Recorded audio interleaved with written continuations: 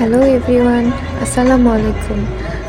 আমাদের চিটাগং ট্যুরের একটি অবিস্মরণীয় দিন ছিল ওই দিন। যদিও ওই দিনের বেশিরভাগ সময় রাস্তাতেই কেটেছিল।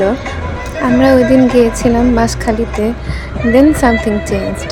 লিটলি ডু নো যে ওই দিন আমরা চলে যাব একটা আনএক্সপেক্টেড জায়গায়, বাংলাদেশের একটা hidden wonder, Bangabandhu Sheikh Mujibur Rahman tunnel. Tunnel বলতে আমরা যা বুঝি এটা পুরাই অন্যরকম। The road ahead wasn't just concrete, it was leading us into the unknown. এই প্লেসটার নামটাই শুধু শুনেছি, কিন্তু কখনো এক্সপিরিয়েন্স করা হয়নি। এখন আমরা এন্টার করব বঙ্গবন্ধু টানেলের অ্যাকচুয়াল গেটওয়েতে। টোল দেওয়ার সময় একটু ওয়েট করতে হলো, বাট এখানে এক্সাইটমেন্ট শুরু। আজকের ওয়েদারটা ছিল অসাধারণ। আমার তো গুজবাম্প শুরু হয়ে গিয়েছে। আমি অপেক্ষা করছিলাম যে কখন আমরা টানেলের ভিতরে ঢুকবো। ছোটবেলায় শুনেছিলাম পানির নিচ দিয়ে গাড়ি চলবে, তখন এটা গল্পের মতোই শোনাচ্ছিল। আজ সেই গল্পটা বাস্তবে পরিণত হয়ে গিয়েছে। আমরা আজ নদীর গভীরে শব্দহীন চনমনা রাস্তা দিয়ে যাব। বাইরে থেকে যেখানে কিছুই দেখা যায় না, কিন্তু ভিতরে চলছে একটি নতুন বাংলাদেশের গল্প। এই যে এতক্ষণ কতগুলো গল্প করে ফেললাম, মানুষের তৈরি করা জিনিস নিয়ে কত কিছুই বলে ফেললাম, কিন্তু এই যে শেষ বিকেলের আলোটা, এই যে আকাশটা কি সুন্দর। আসলে সৃষ্টিকর্তার সৃষ্টির সাথে কোনো কিছুরই তুলনা হয় না।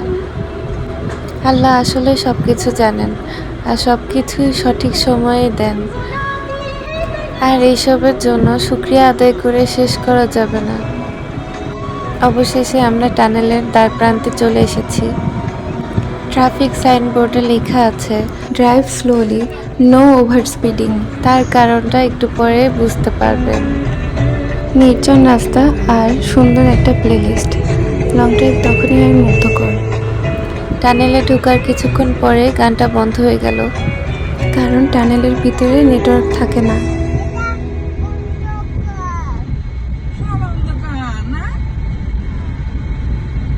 নেটওয়ার্ক ছিল না, কিন্তু ভাইবটা ছিল ইন্টেন্স।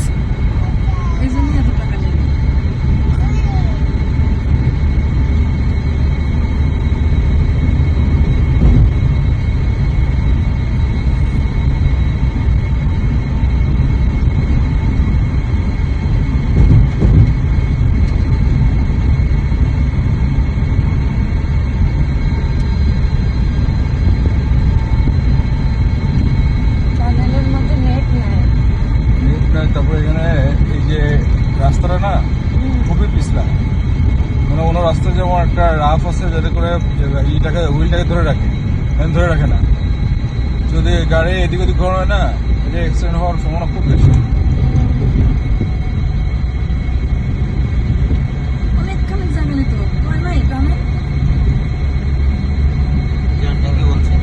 আমি জানি না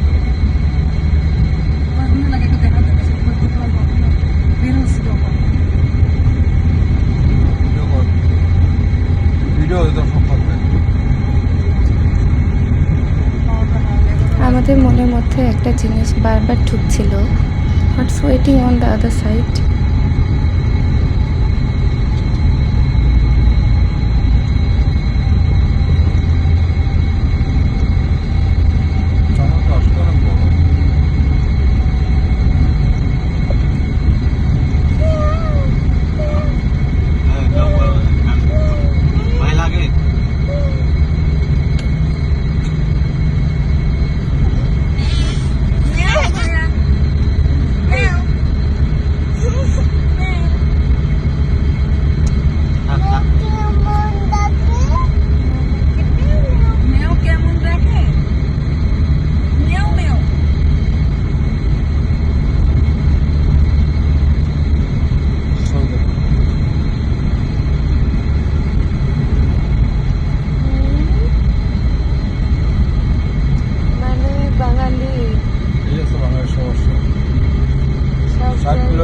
চালানো ঠিক না, তোমারটাও ঠিকই একই গতিতে চালাচ্ছে, আমার একই গতি।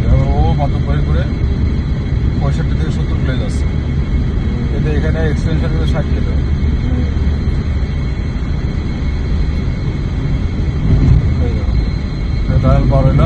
রাস্তাটা কত রাফ। হ্যাঁ, আর ওই ওখানে রাস্তাটা কি পিছলা smooth ছিল। পিছলা। ওই পিছলা দেখে আমারই হাত ঘেমে গেছে।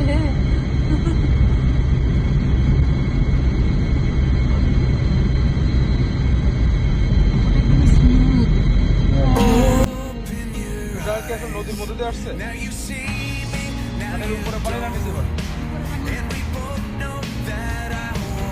অবশেষে আমরা টানেল থেকে বের হয়ে গেলাম। অনেক থ্রিলিং একটা এক্সপিরিয়েন্স ছিল।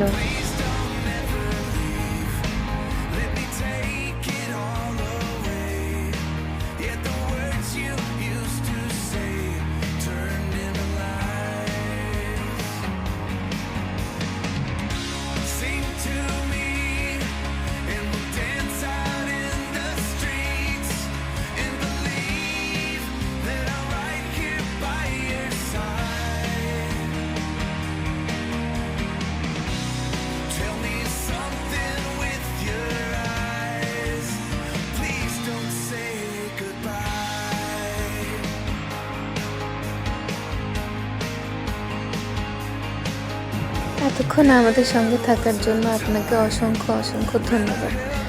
দেখা হবে আগামী কোনো ভিডিওতে। Till then, bye by.